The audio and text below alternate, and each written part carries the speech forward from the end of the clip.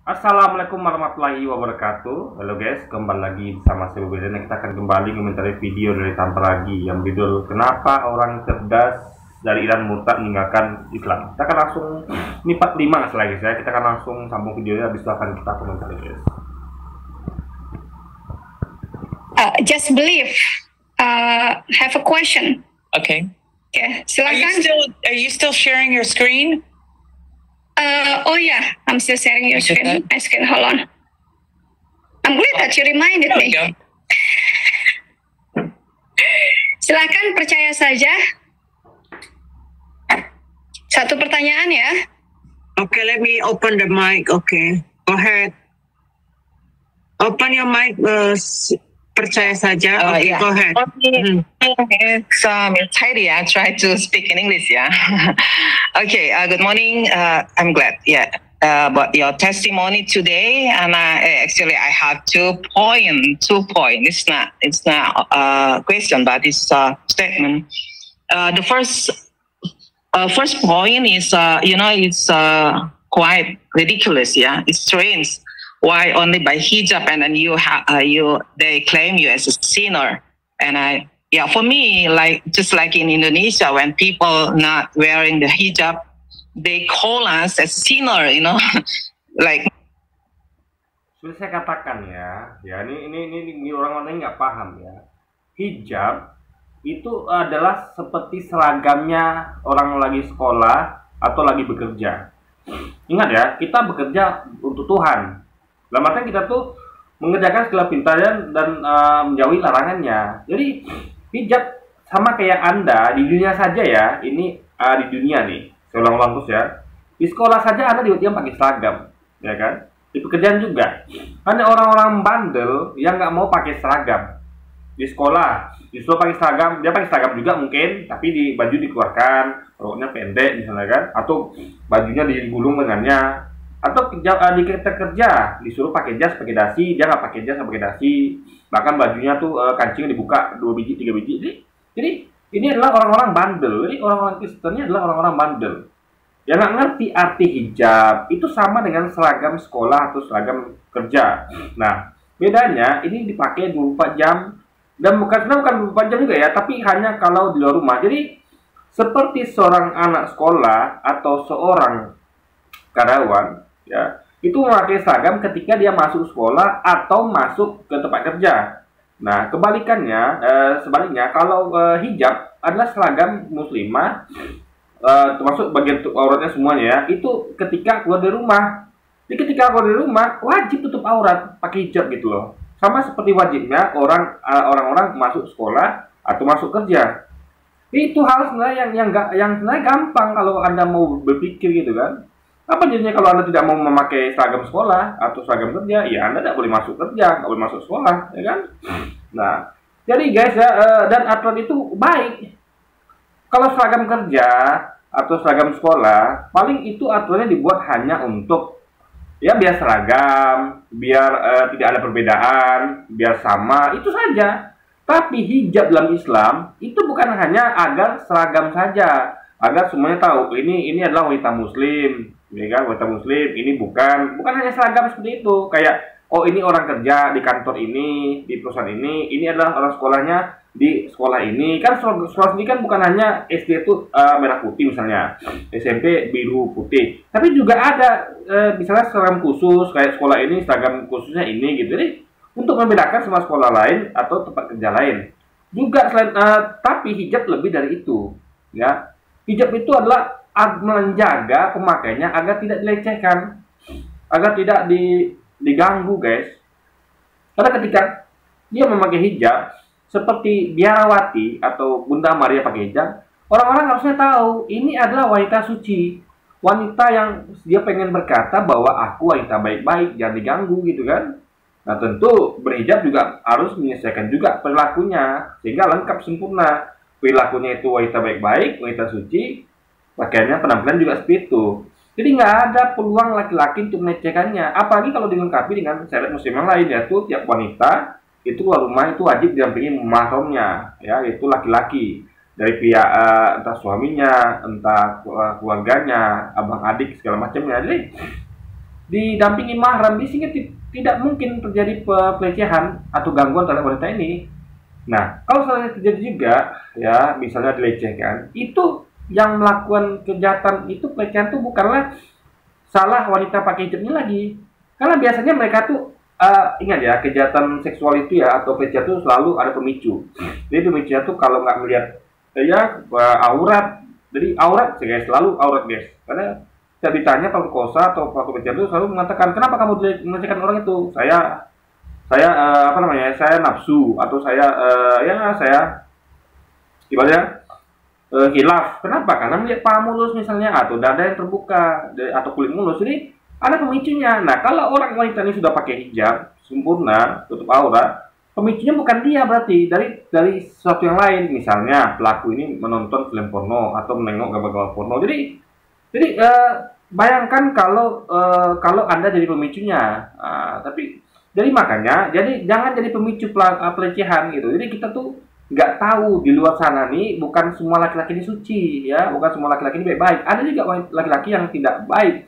Sama kayak kita meninggalkan rumah, jangan pikiran bahwa semua orang tuh baik, nggak bakal merampok atau maling rumah Anda. Selalu berpikir waspada. Oh, di antara semua ini mungkin ada perampok, mungkin ada maling, makanya digembok, dikunci, dikasang CCTV. Sama seperti, di luar rumah ini nggak semua laki-laki baik, ada laki-laki yang brengsek gitu kan. Nah, ini harus jaga diri. Jadi hijab adalah sesuatu yang lebih tinggi, lebih baik, lebih mulia, lebih mantap dibandingkan dengan seragam sekolah atau seragam kerja. Nah, ini yang tidak belum mengikuti mereka. Ini mereka nih nggak paham esensi hijab itu apa. Jadi kalau mereka berpikir, mereka akan paham bahwa esensi hijab itu ya sama, bahkan lebih tinggi dibandingkan dengan seragam yang dipakai orang-orang sekolah atau kerja, guys. In the hijab, they call us as sinner, like me around my friends. They call me also sinner because I'm not covering my head with hijab. And this happened to you. You met Jesus Christ when you take off your hijab, and this. Ini mereka ini adalah penganut hidup bebasnya, nggak mau terikat peraturan hijab, sama seperti orang nggak mau terikat peraturan seragam sekolah, seragam kerja, nggak mau dilarang ini itu, mau hidup bebas gitu kan, buka aurat, kumpul laki-laki perempuan bebas, itu seperti jadi di gereja, laki-laki perempuan itu boleh duduk bersama, ya kan? Di masjid tidak akan ada teman seperti. Jadi Islam itu betul-betul menjaga hal itu agar tidak terjadi hal-hal yang tidak diinginkan, ya, percampuran ada wanita dan laki-laki yang bukan muhrimnya. And this is not sinner. This is the way that you met your savior, ya. Poin aja, sister. And then the second point is when you praying as a Muslim, then you didn't get your peace, you didn't get your God.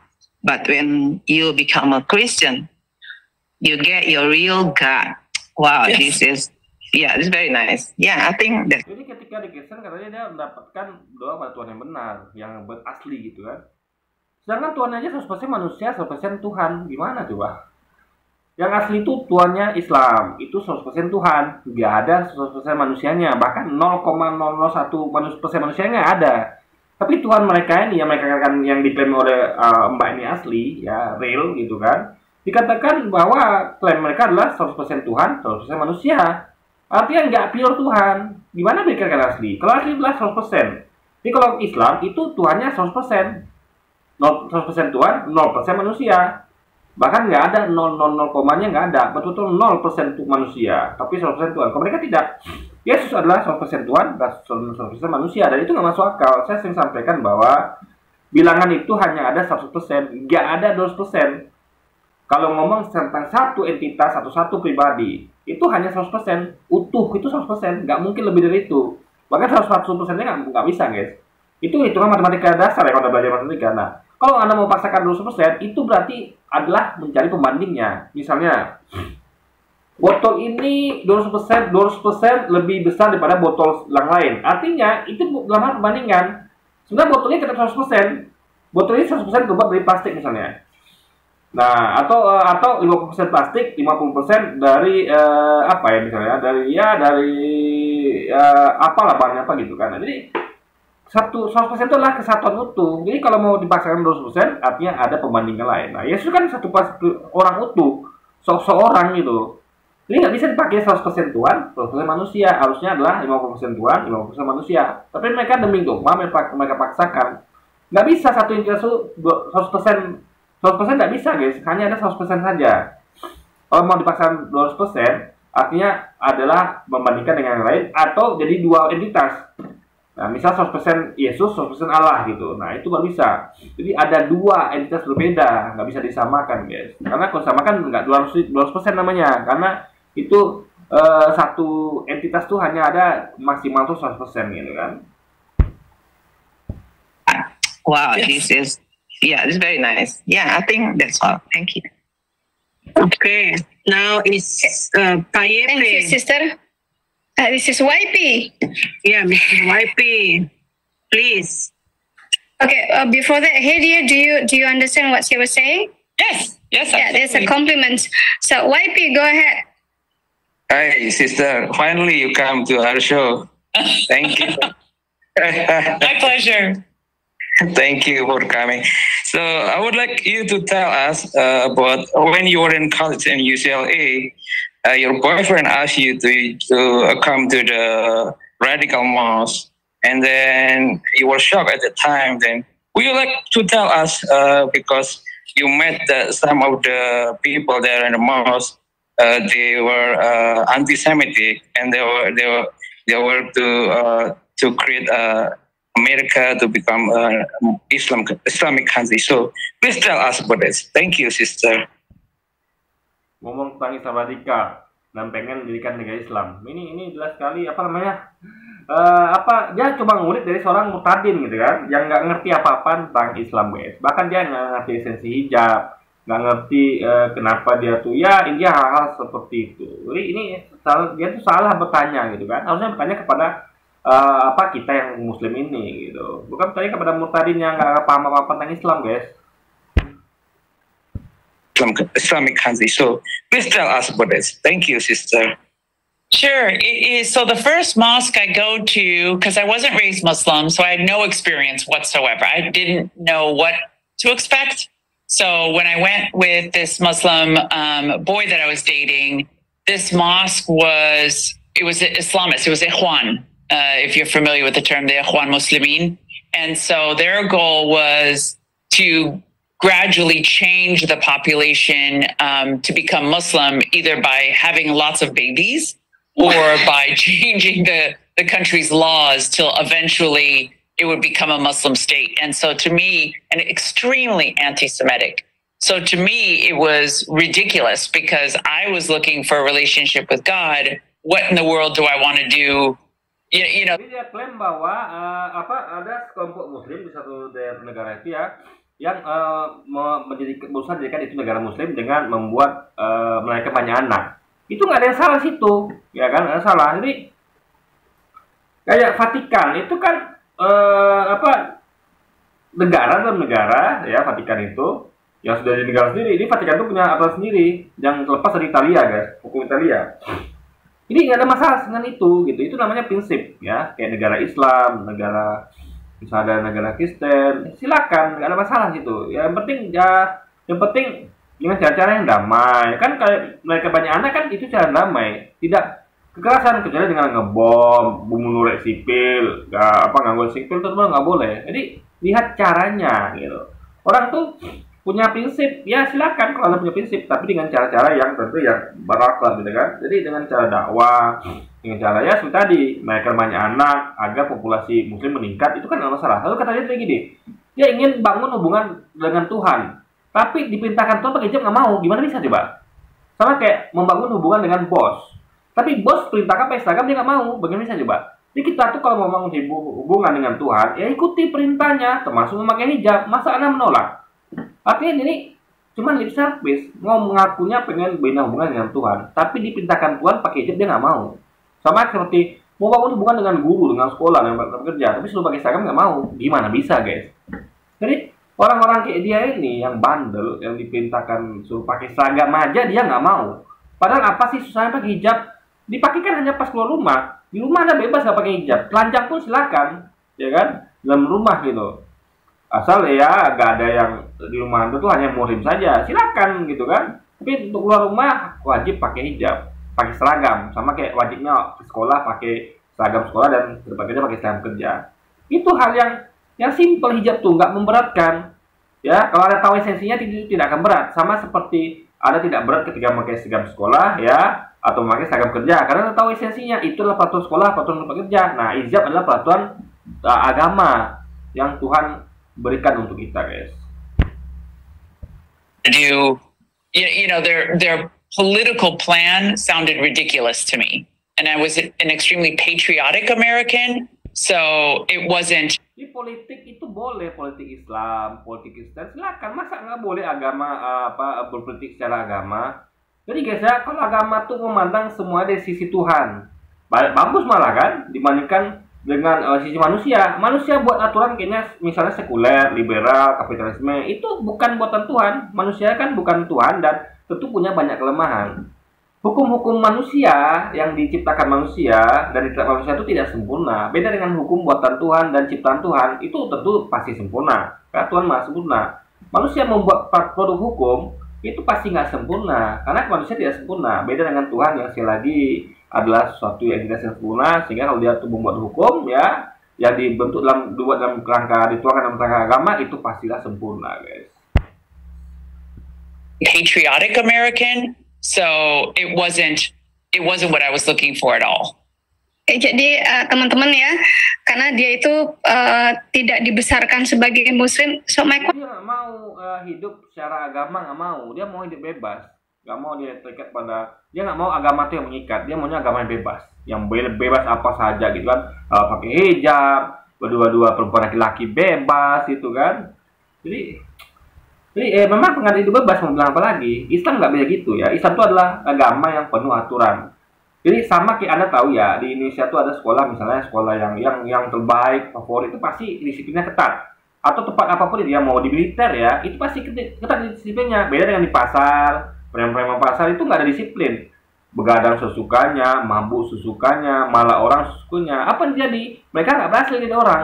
Coba di militer, bisa nggak ada sukanya? Nggak bisa. Di militer itu diatur. Bangun pagi harus jam sekian harus selesai makan dalam berapa menit, mandi dalam berapa menit.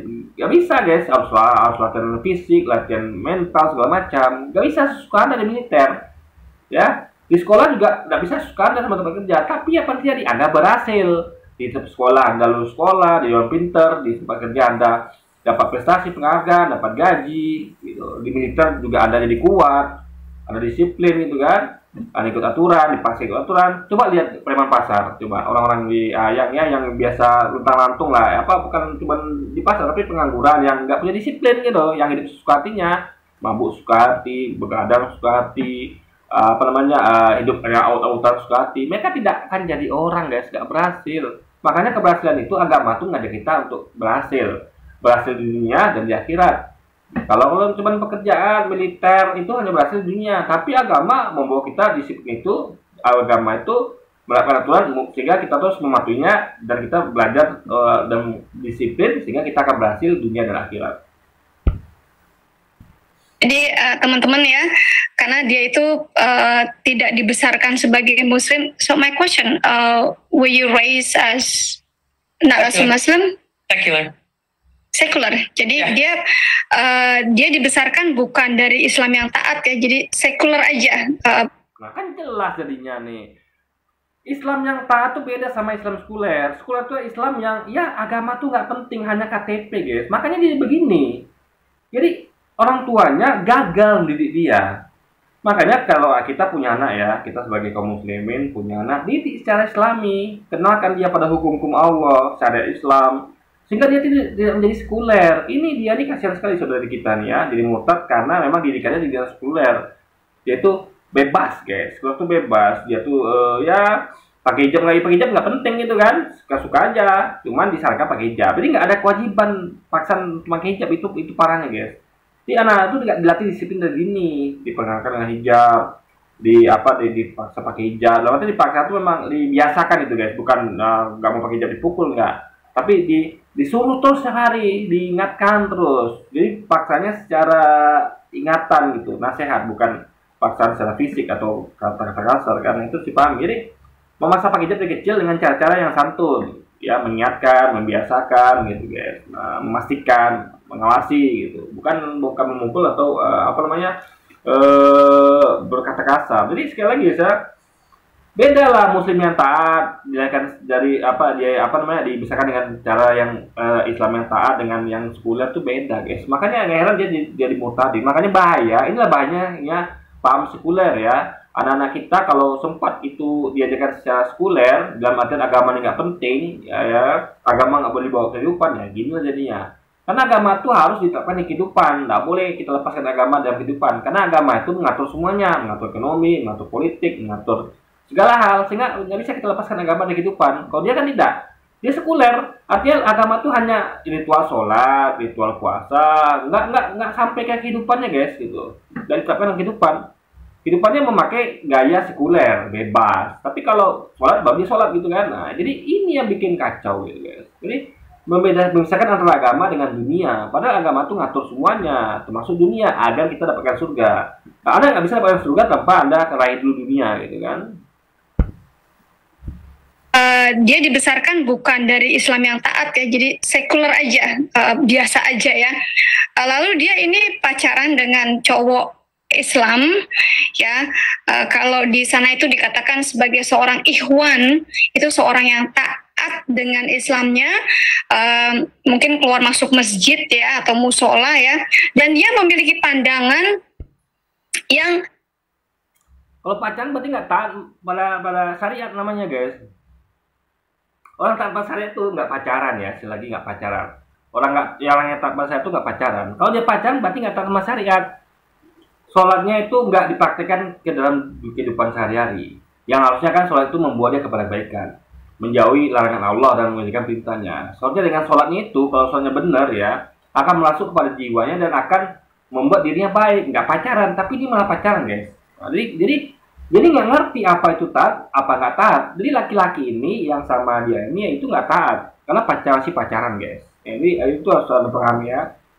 Kalau laki-laki yang pacaran, itu dia belum taat namanya, belum bisa dikatakan taat. Berarti dia masih ada melanggar aturan Allah, apalagi itu penting guys, karena pacaran tuh akan menjumuskan diri kita kepada zina gitu kan. Karena awal zina tuh awalnya dari pacaran gitu kan, kebanyakan. Yang dia ingin mengubah negara ini, Amerika saat itu, menjadi negara Islam. Ya, bagaimana caranya? Yaitu dengan membuat anak yang banyak, ya, dengan menjadikan aturan di negara ini, di negara Amerika itu menjadi aturan Islam. Ya, sedangkan dia ini tergolong orang yang sangat mencintai negara ini ya. Aturan Islam artinya aturan Allah, aturan Tuhan. Tuhan itu beda sama manusia, dia aturannya sempurna. Jadi tinggal kita mau sekarang mau pakai hukum buatan Tuhan atau buatan produk manusia. Manusia nggak lihat dah, hukum produk manusia banyak kurangnya. Contoh kayak paham sekuler, komunis, apalagi nasionalis itu banyak kekurangannya, ya kan? Jadi yang sempurna hanyalah hukum syariat dari Tuhan. Karena Tuhan itu adalah entitas yang sempurna, nggak mungkin membuat hukum yang cacat, yang nggak sempurna guys. Nah itu logikanya. Lalu di mana tak salahnya berhukum pada hukum Tuhan? Masa disalahkan? Sementara berhukum dengan hukum manusia nggak salah. Ini logika yang absurd. Ya kan, harusnya berhukum dengan hukum manusia itu bisa benar bisa salah, tapi berhukum dengan hukum Tuhan itu nggak mungkin salah guys. Nah jadi mereka ini ada punya logika terbalik. Yang harusnya kita berhukum pada sesuatu yang sempurna, buatan hukumnya itu Tuhan, kita malah berhukum pada buatan manusia yang tidak sempurna, yang ada salahnya guys. Negara Amerika, dia tergolong orang yang patriotik, ya, sangat mencintai Amerika. Jadi ide politikalnya si cowok ini ya akhirnya nggak nyambung, ya diputuskan begitu saja. Jadi gini, kalau ngomong patriotik itu nggak ada hubungan dengan gini loh guys ya. Patriotik artinya adalah kita cinta pada negara kita, ya harus dibedakan. Nah, perkara negara kita pakai hukum apapun itu, ya, yang penting itu punya baik, masuk akal, itu nggak ada masalah dengan patriotik. Itu harus Anda pahami. Karena Amerika juga berubah, semua berubah, ya. Cina, dulu Cina tuh belum komunis, jadi komunis seperti sekarang. Semua berubah. Rusia juga begitu, dulu komunis, sekarang nggak komunis lagi. Lalu negara lain juga, kayak dulu misalnya kayak Turki, dulu itu Islam, lalu sekuler. Lalu sekarang berubah lagi menjadi Islam. Jadi nggak ada hubungan sama patriotik. Suatu paham ideologi suatu negara itu bisa berubah. Ideologi dalam artian bukan kita ngomong Indonesia kayak Pancasila ya, enggak. Tapi ideologi seperti sekuler kah, komunis kah, agamis kah, nasionalis kah, itu bisa berubah. Karena jadi kalau ada balik ke Amerika dulu ya, itu Amerika tuh waktu perang sipil itu dia belum apa namanya? Dia belum capai ke taraf kapitalis gitu. Jadi masih apa ya? Masih ya intinya adalah apalagi dulu waktu ada masalah perbudakan. Jadi kalau kayak dulu ya, orang begitu patriotik ya ketika, jadi kalau Amerika dulu ketika masih dijajah oleh Inggris, Portugis ya, Belanda, itu adalah mereka tuh memakai sistem perbudakan, dan itu nasionalisnya adalah nasionalis Eropa tibanya.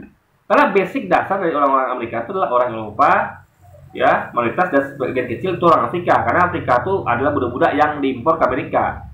Itulah yang mengisi benua Amerika, warga Amerika, negara Amerika, termasuk tentu saja warga origin yang adalah suku Indian. Jadi itulah pencampuran antara banyak hal, budaya suku Indian, budayanya suku Afrika, budayanya orang Eropa, campur baur di situ, guys. Nah, ya kan kayak di selatan itu adalah orang Eropa yang makanya ada Latin selatan itu adalah banyakkan dari Eropa, guys. Jelas sekali kelihatan Eropa, juga keluarga kulit putihnya juga gitu kan dari Eropa. Tapi kalau hitamnya dari Afrika dan yang kulit merahnya dari India. Jadi ada percampuran budaya di situ. Jadi patriotiknya itu ya adalah apa namanya, peleburan antara semua hal itu di satu dan suatu hal yang disepakati bersama. Kalau semua sepakat memakai politik Islam, apa salahnya? Atau semua sepakat atau banyak sepakat pakai politik Islam, apa salahnya? Apapun itu, yang penting ideologi itu disepakati bersama. Itu namanya patriotik. Jadi kita tuh mengutamakan kepentingan orang banyak, itu namanya patriotik. Mengutamakan kepentingan orang banyak, bukan orang sedikit. Jadi nggak ada, justru kalau kita memaksakan sesuatu ideologi, itu namanya nggak patriotik. Orang banyak misalnya mau politik kayak Indonesia, orang banyak maunya politik Islam. Tapi nggak dibolehkan, yang maunya adalah politik apa namanya ya, politik ya otoriter kayak sekarang ini kan, atau sekuler. Sedangkan orang kita mayoritas Islam, pengen politik Islam tapi nggak dibolehkan. Itu namanya bukan patriotik. Patriotik itu adalah mengutamakan kepentingan orang banyak. Orang banyak maunya apa, kita ikutin, itu patriotik. Bukan kepentingan satu orang, satu kelompok. Satu orang kayak di Amerika ya, itu kepentingan kelompok Yahudi yang terbesar. Karena mereka tuh memegang kendali atas Amerika, orang Yahudi ini. Makanya ketika Yahudi, Israel itu diserang oleh 3 negara Arab, 3 negara Arab itu kalah. Kenapa? Karena Yahudi punya kontrol atas Amerika. Sehingga dia bisa setel Amerika agar bantu dia. Sehingga susah negara Arab itu mengalahkan Israel. Padahal Israel itu logika sederhana, dia itu negara kecil. Gampang saja dihancurkan, guys. Secanggih apapun apanya dia tetap punya kelemahan karena dia cuma negara kecil gitu loh. Tapi karena atas bantuan Amerika, negara nggak mampu melawannya. Padahal udah dikeroyok 3 guys ya, masih kalah gitu kan. Jadi intinya adalah yang meneliti Amerika tuh orang-orang Yahudi yang bermain di situ, yang mendarikan gitu kan. Jadi itu namanya bukan patriotik namanya. Misalnya rakyat Indonesia tuh Amerika tuh maunya apa? Nah, itu yang harus diiniin. Tapi jadi kalau misalnya belum politik Islam maunya, ya nggak apa-apa. Yang penting tidak dipaksakan. Tapi kan itu kan pertarungan antar ideologi gitu. Tergantung nanti apa namanya, apalagi nih ideologi Tuhan kan. Islam itu adalah ideologi Tuhan. Jadi tinggal bertarungnya nanti. Nah, tinggal nanti siapa yang menang gitu. Yang menang berarti kita, kalau menang kita majukan, itu artinya patriotik. Jadi patriotik itu adalah apa namanya, patriotik itu adalah dalam hal kita tuh apa ya, memikirkan kepentingan orang banyak gitu loh. Itu namanya patriotik. Ini bukan memikirkan kelompok individu atau kelompok orang saja, guys. Nyambung, ya diputuskan begitu saja. You make the right decision. Yes. Ada lagi Pak dari Cynthia Gemilang? Ya, silakan open. Bu, can you open Ibu silakan. Orang yang mau berhukum dengan hukum buatan manusia berarti membuat keputusan yang tepat. Pada kita tuh tahunya ya, tepat tuh kalau kita berhukum dengan hukum Tuhan.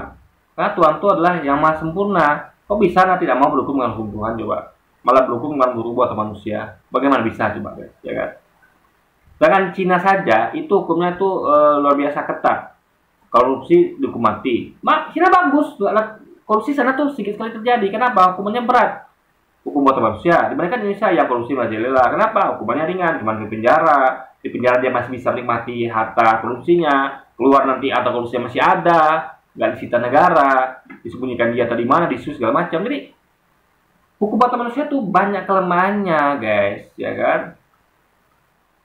Jadi ya korupsi Indonesia tuh nggak berhasil ditumpas secara lebih baik dibandingkan negara seperti China. China tuh korupsinya sedikit sekali. Kenapa? Karena itu tadi hukumnya berat, gitu kan? Nah, jadi